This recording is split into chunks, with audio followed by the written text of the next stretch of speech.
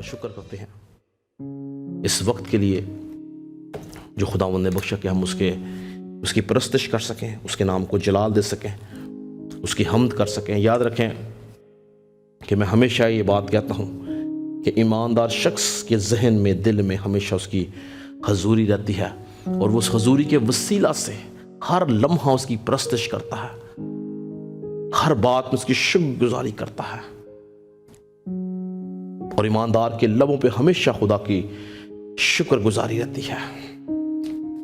جو بات آج خداوند نے میرے دل میں ڈالی، جو میں آپ سے شیئر کرنا چاہتا ہوں، میرے ساتھ مل کے نکالیے گا مقدس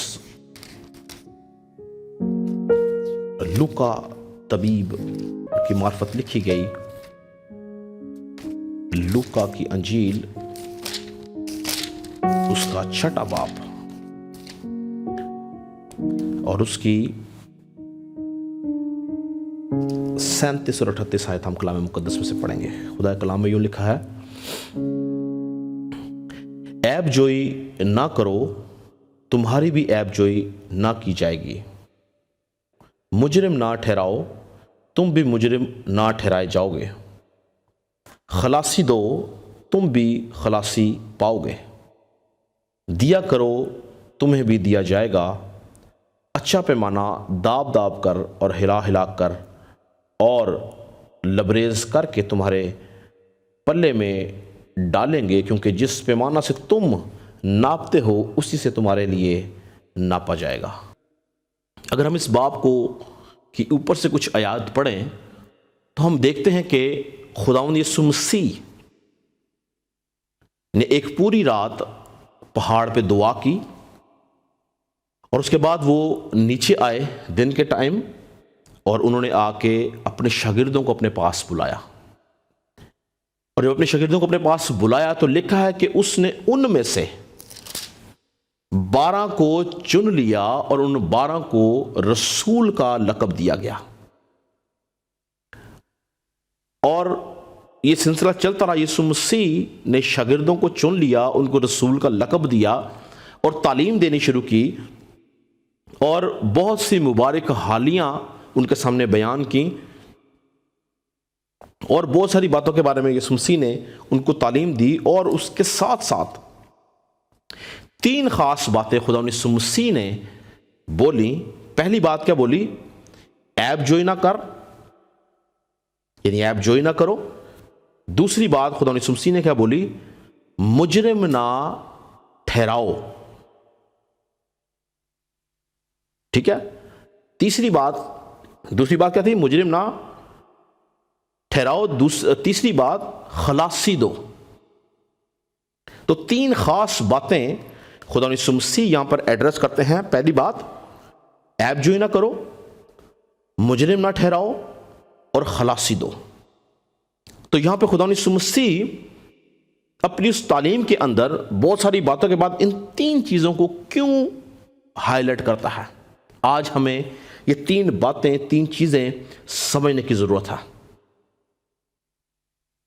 یاد رکھیں کہ یسوع مسیح چاہتا ہے کہ انسان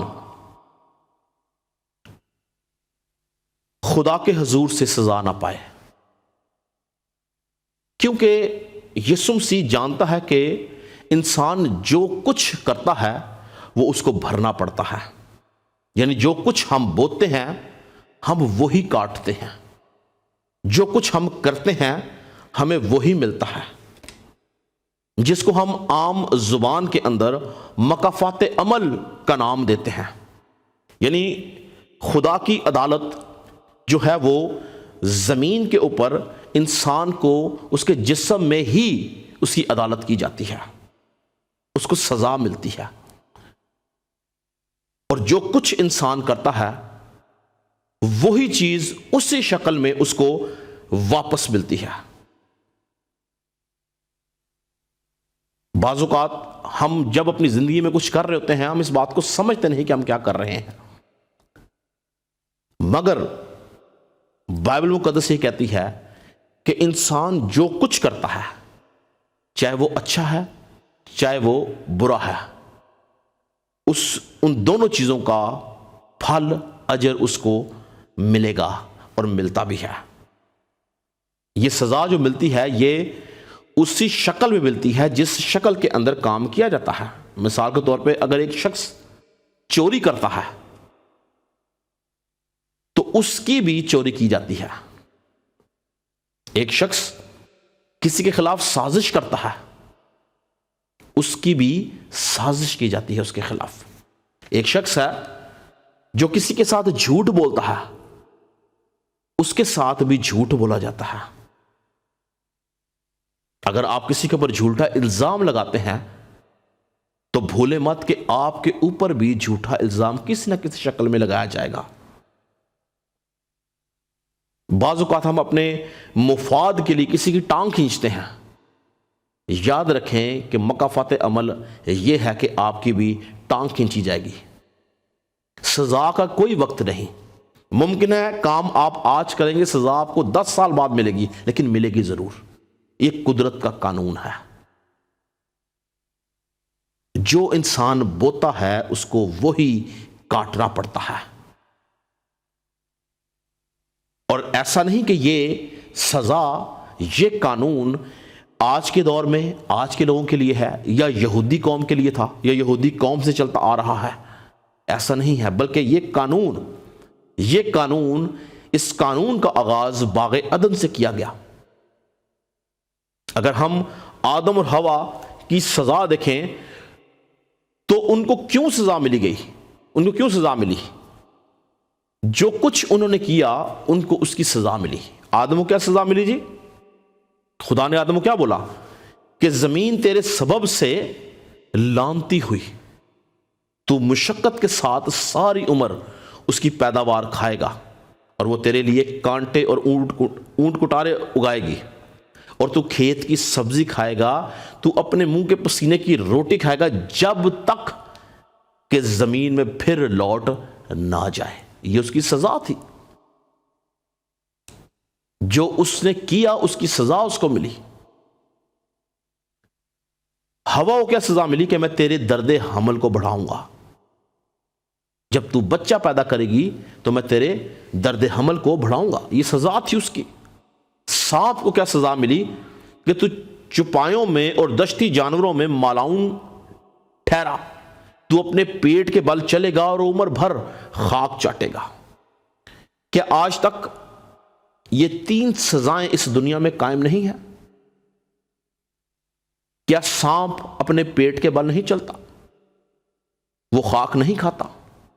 کیا عورت جب بچہ پیدا کرنے لگتی ہے اس کا درد حمل بڑھایا نہیں جاتا؟ کیا مرد محنت اور مشقت کے ساتھ روٹی نہیں کماتا؟ تو یاد رکھیں کہ یہ سزا یا جو کچھ ہمیں نظر آ رہا ہے یہ ایسا نہیں کہ آج کے دور سے، یہ باغ عدن سے چلتا آ رہا ہے، اور یہ قدرت کا قانون ہے کہ ہم جو کریں گے ہمیں اس کو بھگتنا ہوگا، اس کی سزا ہمیں بھگتنی ہوگی۔ اچھے کام کا ہمیں اجر ملتا ہے، برے کام کی ہمیں سزا ملتی ہے، مگر افسوس کے بے شمار لوگ اس عمل کو نہیں سمجھ پاتے اور وہ اپنی زندگی میں مسلسل ایسے کام کرتے ہیں جن کی سزا ان کو اس دنیا میں جانے سے پہلے، یعنی اس روئے زمین سے جانے سے پہلے ان کو ملتی ہے۔ تو بھی بہت سے انسان اس بات سے غافل ہیں۔ مگر خدا یسوع مسیح جب اپنے شاگردوں کو تعلیم دیتا ہے تو وہ ان 3 خاص باتوں کو ایڈریس کرتا ہے، کیونکہ خدا یسوع مسیح چاہتا تھا اس وقت اور آج چاہتا ہے کہ ایماندار لوگ، وہ لوگ جو اس کے اوپر ایمان رکھتے ہیں، وہ ان چیزوں سے دور رہیں تاکہ سزا نہ پائیں۔ خدا یسوع مسیح کی خواہش ہے کہ ایمانداروں کی سزا کم سے کم ہو، وہ ہلاکت سے بچائے جائیں، وہ سزا سے بچائے جائیں۔ اسی لیے وہ کوئی ایسا کام نہ کریں جن کے لیے ان کو عدالت کے کٹہرے میں کھڑا ہونا پڑے۔ یسوع مسیح تعلیم دیتا ہے کہ عیب جوئی نہ کرو، مجرم نہ ٹھہراؤ، خلاصی دو۔ تعلیم دی گئی یسوع مسیح کی طرف سے۔ تو پہلی چیز کیا ہے؟ عیب جوئی نہ کرو۔ انگلش میں لکھا ہے ڈو ناٹ جج and you will not be judged, یعنی ہمیں کسی کی عیب جوئی نہیں کرنی ہے، ہمیں کسی کو جج نہیں کرنا، کسی کے بارے میں کوئی ایسی تصویر نہیں کھینچنی جیسا وہ نہیں ہے، کوئی حتمی فیصلہ، کوئی غلط فیصلہ کسی کے حق میں نہیں دینا ہے، ہمیں کسی کی عدالت نہیں کرنی ہے، بلکہ ہمیں سوچ بچار کرنی ہے، عیب جوئی سے دور بھاگنا ہے، کیونکہ اگر ہم عیب جوئی کریں گے تو یاد رکھیں کہ ہماری بھی عیب جوئی کی جائے گی، اگر ہم کسی کو جج کریں گے ہم بھی جج کیے جائیں گے۔ متی کی انجیل اس کے 7 باب کی دوسری آیت میں، کیونکہ جس طرح تم عیب جوئی کرتے ہو اسی طرح تمہاری بھی عیب جوئی کی جائے گی۔ تو فقیہ اور فریسی جو تھے اپنے دور کے اندر، وہ ان لوگوں کی عیب جوئی کرتے تھے جو ان سے نیچے رہتے تھے، ان کو کرٹیسائز کرتے تھے، ان کی باتوں کو اچھالتے تھے، ان کو لان تان کرتے تھے، اور خدا یسوع مسیح انہی فقیوں اور فریسیوں کو مخاطب کر کے یہ بات بولتا کہ عیب جوئی نہ کرو، اور سبق اپنے شاگردوں کو دے رہا ہے، ان لوگوں کو دے رہا ہے جو کلام کو سن رہے ہیں، کیونکہ یاد رکھیں کلام مقدس کے مطابق جب ہم عیب جوئی کرتے ہیں کسی کی تو ہم خدا کے کلام کی، خدا کی عیب جوئی کرتے ہیں۔ یہ میں نہیں کہتا، خدا کا کلام کہتے ہیں، میرے ساتھ نکالیں یعقوب کا خط، اس کا 4 باب اور اس کی 11 آیت سے میں پڑھوں گا، سنیں یعقوب کا خط، اس کا 4 باب اس کی 11 آیت میں لکھا ہے، آئے بھائیو ایک دوسرے کی بدگوئی نہ کرو۔ تو لفظ بدگوئی کو بھی جو انگلش میں ٹرانسلیٹ کیا گیا وہ ہے جج۔ جو اپنے بھائی کی بدگوئی کرتا ہے یا بھائی پر الزام لگاتا ہے وہ شریعت کی بدگوئی کرتا ہے۔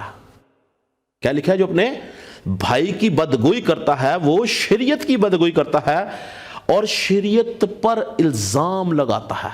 تو شریعت کیا ہے؟ خدا کا کلام۔ تو جب ہم اپنے بھائی کی بدگوئی کرتے ہیں، ہم اپنے بھائی کی عیب جوئی کرتے ہیں، ہم اپنے بھائی کو جج کرتے ہیں، تو اصل میں ہم شریعت کو جج کرتے ہیں۔ آگے کیا لکھا ہے؟ اور اگر تو شریعت پر الزام لگاتا ہے تو شریعت پر عمل کرنے والا نہیں بلکہ اس پر حاکم ٹھہرا۔ یعنی اگر ہم شریعت پر الزام لگا رہے ہیں تو لکھا کہ تو شریعت پہ عمل کرنے والا نہیں ہے بلکہ تو اس کا حاکم ٹھہرا۔ شریعت کا دینے والا اور حاکم تو ایک ہی ہے جو بچانے اور ہلاک کرنے پر قادر ہے۔ تو کون ہے جو اپنے پڑوسی پر الزام لگاتا ہے؟ تو بائبل کلیئر کہتی ہے کہ جب ہم کسی کی عیب جوئی کرتے ہیں تو اصل میں ہم شریعت کی، خدا کی، جو کہ شریعت کا بنانے والا، شریعت کا دینے والا، شریعت کا مالک ہے، ہم اس کی عیب جوئی کرتے ہیں، ہم اس کو جج کرتے ہیں۔ اور لکھا ہے کہ تو شریعت کا ماننے والا نہ بلکہ اس کا حاکم ٹھہرا۔ تو ہم دوسرے لفظوں میں یہ کہتے ہیں کہ ہم شریعت کے ماننے والے نہیں بلکہ ہم اس کے حاکم ہیں، اور ہم اپنے آپ کو ابلیس کی جگہ پر لے جاتے ہیں، ہم اس کو جج کرتے ہیں۔ اس لیے سختی سے کہا گیا یسوع مسیح کی طرف سے کہ عیب جوئی نہ کی جائے، اپنے بھائی کی بدگوئی نہ کر۔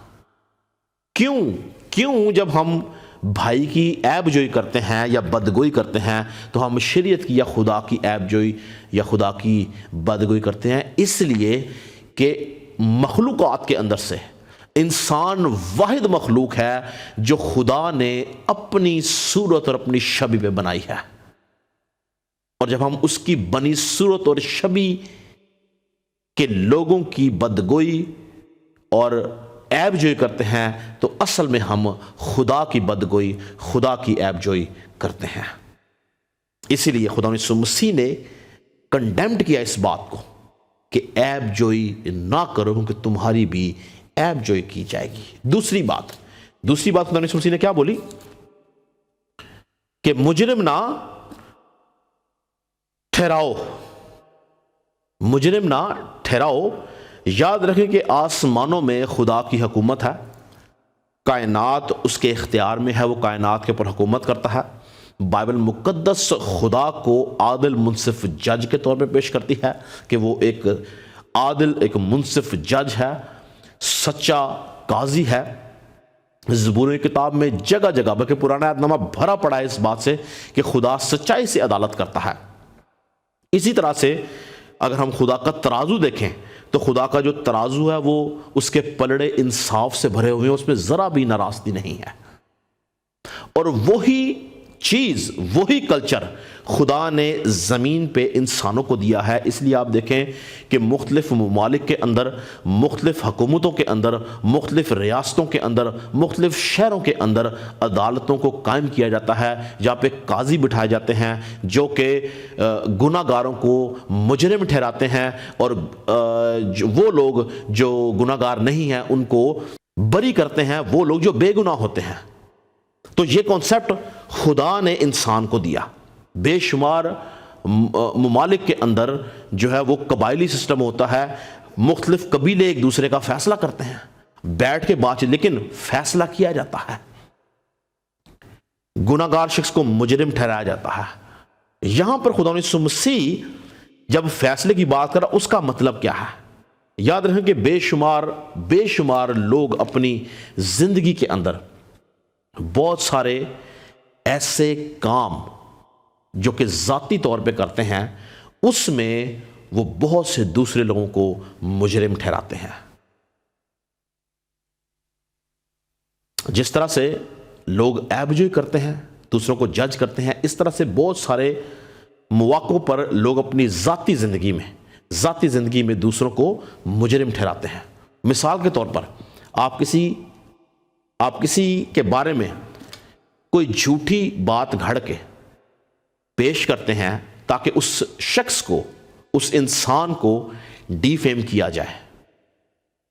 آپ نے اپنی نظر میں اس کو مجرم ٹھہرایا اور مجرم بنا کے آپ نے 10 لوگوں کے آگے اس کو پیش کر دیا، جبکہ حقیقت میں شاید وہ انسان ایسا نہیں ہے۔ یہ مجرم ٹھہرانا ہے۔ اس قسم کی بے شمار باتیں ہم زندگی میں دیکھ سکتے ہیں۔ ایسا کام جو کہ اس انسان سے ریلیٹڈ نہ ہو جس کے بارے میں آپ الزام لگا رہے ہیں، جس کو آپ مجرم ٹھہرا رہے ہیں۔ خدا یسوع مسیح کہتے ہیں کہ مجرم نہ ٹھہراؤ، کیونکہ تم بھی مجرم ٹھہراؤ جاؤ گے۔ مگر ہماری مشکل یہ ہے کہ ہم بہت جلدی سے دوسرے لوگوں کو مجرم ٹھہراتے ہیں۔ ہم جج کر لیتے کہ اس نے ایسا کیا۔ خدا یسوع مسیح کی زمینی خدمت کے دوران ایک عورت زنا میں پکڑی گئی اور فقی فریسی اس کو گھسیٹ کے لائے، اور یسوع مسیح کو آگے کیا بولا کہ یہ عورت عین فعل کے وقت پکڑی گئی ہے۔ یسوع مسیح چونکہ خود خدا بھی تھا، وہ جانتا تھا کہ یہ ٹھیک کہہ رہے ہیں، یہ جھوٹ نہیں کہہ رہے ہیں، یہ عورت واقعی زنا میں پکڑی گئی ہے۔ تو بھی یسوع مسیح چونکہ بے گناہ تھا، وہ چاہتا اس کو مجرم ٹھہرا سکتا تھا، اور شریعت کے مطابق شریعت کو پورا کرنے کے لیے، فقیوں فریسیوں کو خوش کرنے کے لیے بولتا کہ اس کو سنسار کرو۔ ایسا کہہ سکتا تھا، وہ اس کے پاس اختیار تھا، اسی لیے اس کے پاس لایا گیا تھا۔ اگر اس کے پاس اختیار نہ ہوتا، اس کے پاس کبھی بھی فقی فریسی اس عورت کو نہ لے کے آتے۔ مگر ان ساری باتوں کے باوجود، اس کے اختیار کے باوجود، اس کی سچائی جاننے کے باوجود بھی، یسوع مسیح نے کیا کیا؟ یسوع مسیح نے بولا کہ تم میں سے سب سے پہلا پتھر وہ مارے جو بے گناہ ہو۔ اور لکھا ہے کہ یسوع مسیح زمین پر بیٹھ کے لکھنے لگا، اور ان سب لوگوں نے اپنے اپنے پتھر پھینکے اور وہ چلے گئے۔ اور یسوع مسیح نے اس عورت سے بولا کہ کیا کسی نے تجھ پر پتھر نہیں مارا؟ اور یسوع مسیح نے اس ایکٹ کے اندر بولا کہ جا بیٹا، میں بھی تجھے کچھ نہیں کہتا، دوبارہ گناہ نہ کرنا۔ یسوع مسیح چاہتا تو وہ اس کو کنڈیمڈ کر سکتا تھا، اس کو مجرم ٹھہرا سکتا تھا، وہ اس کو کہہ سکتا تھا کہ تو گناہ گار ہے۔ تو بھی دیکھنے کے باوجود بھی یسوع مسیح نے اس کو مجرم نہیں ٹھہرایا، بلکہ اس کو معاف کیا۔ آج کا انسان بغیر دیکھے بغیر سمجھے بغیر سوچے بہت سے لوگوں کو مجرم ٹھہراتا ہے۔ یسوع مسیح کہتا ہے کہ مجرم نہ ٹھہراؤ، کیونکہ تم بھی مجرم ٹھہرائے جاؤ گے۔ سوچنا ہے اس بات کے اوپر کہ کیا ہم اپنی زندگی کے اندر کسی کو مجرم تو نہیں ٹھہرا رہے ہیں۔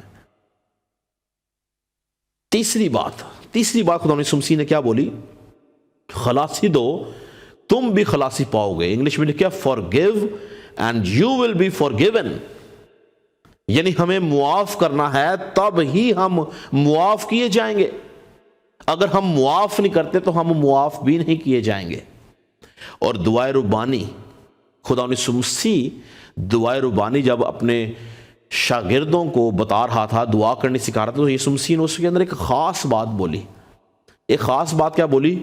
کہ جس طرح ہم اپنے قصورواروں کو معاف کرتے ہیں تو بھی ہمارے قصور ہمیں معاف کر۔ ہونا تو یہ چاہیے تھا کہ خداوند یسوع مسیح سکھاتا یہ کہ اے خداوند جس طرح تو ہمارے قصور معاف کرتا ہے ہمیں توفیق دے کہ ہم بھی اپنے قصورواروں کو معاف کریں۔ مگر یسوع مسیح نے الٹ بولا۔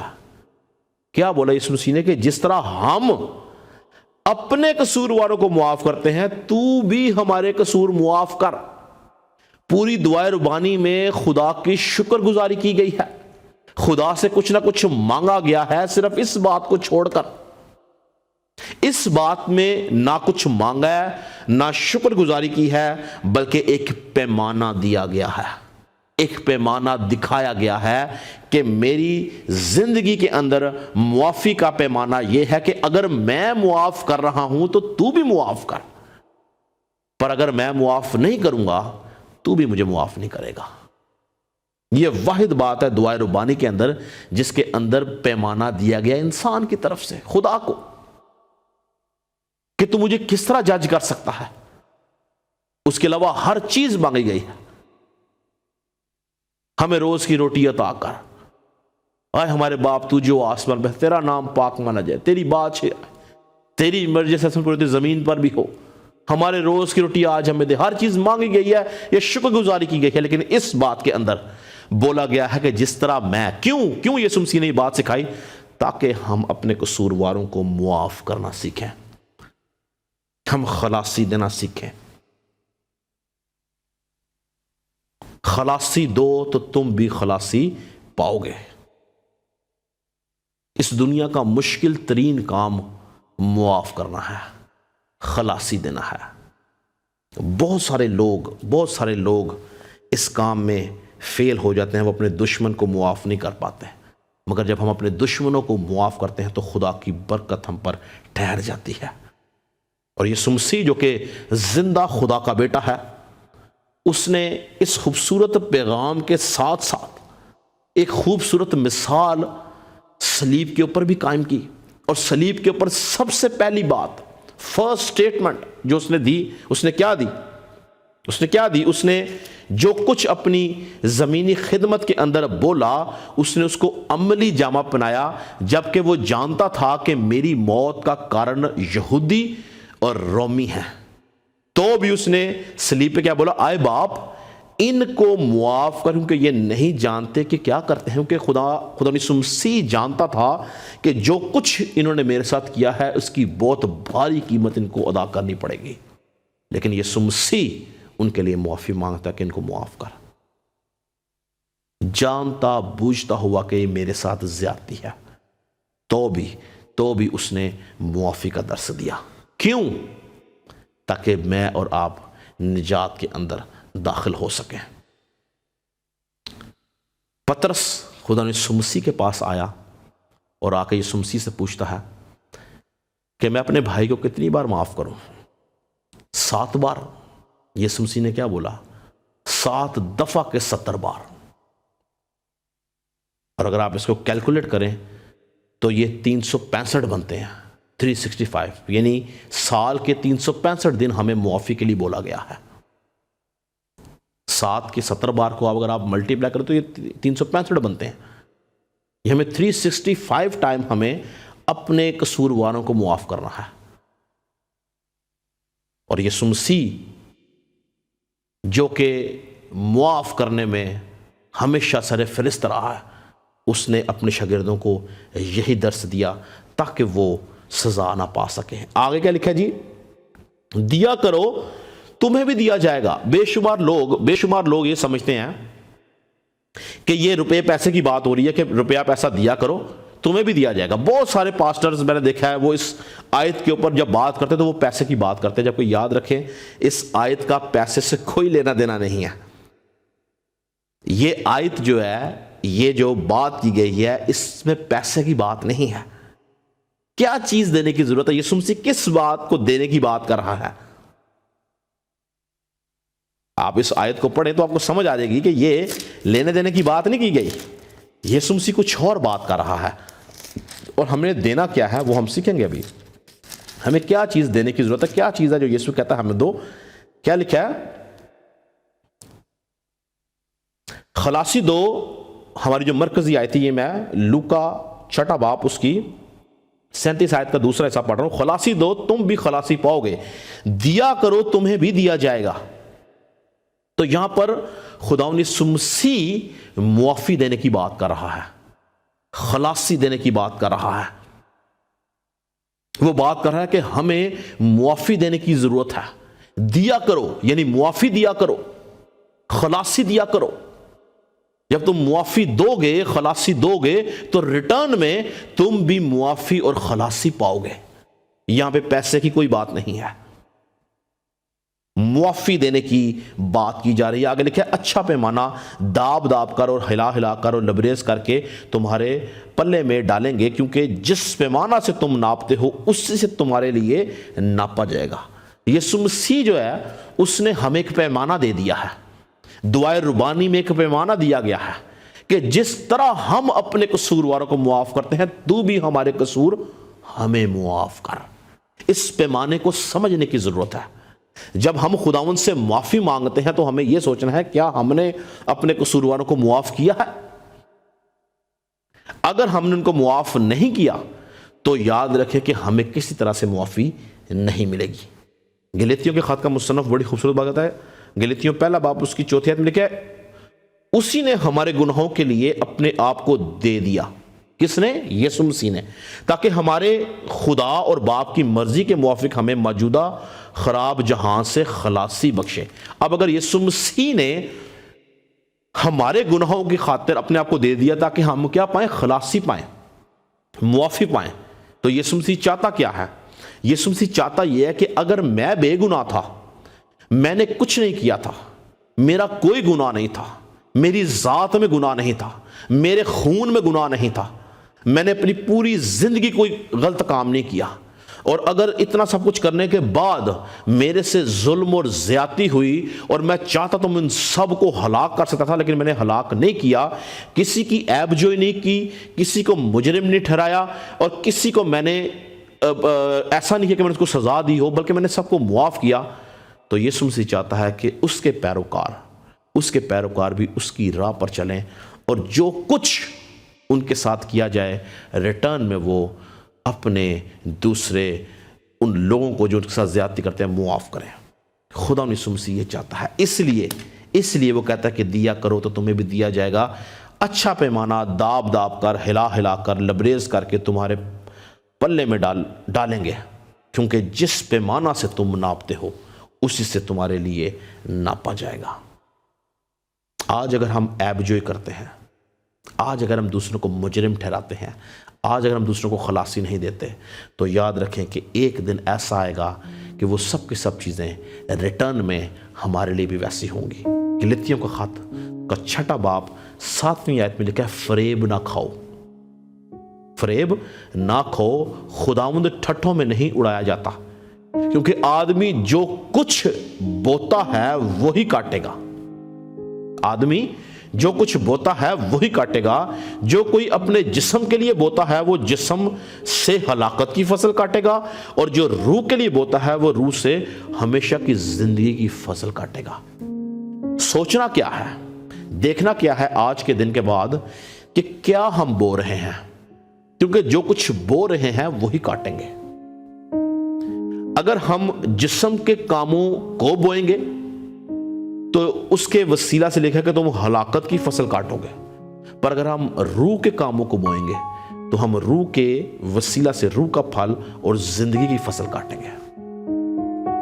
ہمیں اپنے چال چلن پر نگاہ کرنی ہے۔ یسوع مسیح نے بڑی خاص 3 باتیں بولی ہیں، ہمیں ان 3 باتوں کے اوپر غور کرنا ہوگا۔ یہ 3 باتیں کہیں نہ کہیں ہماری زندگی کے اندر خرابی کا باعث بن جاتی ہیں، ہمیں خدا کی حضوری سے کاٹ ڈالتی ہیں، ہمیں خدا سے دور لے جاتی ہیں، ہمارا محور ہٹ جاتا ہے۔ ابلیس نے انفارگیونیس کی اسپرٹ کو اس دنیا میں رکھا ہوا ہے۔ خداوند یسوع مسیح کے وسیلہ سے ہولی اسپرٹ ہمارے ساتھ ہے، جو کہ ہمیں گائیڈ کرتا ہے، ہمیں رائٹ ٹریک دیتا ہے، ہمیں رائٹ پیتھ بتاتا ہے کہ ہم نے کس طرح سے کس جگہ پر چل کر اپنی زندگی گزارنی ہے۔ اس لیے جب ہم عیب جوئی کے اندر، مجرم ٹھہرانے کے اندر، خلاصی نہ دینے میں شامل ہو جاتے ہیں تو ہم خدا کے حضور سے کٹ جاتے ہیں۔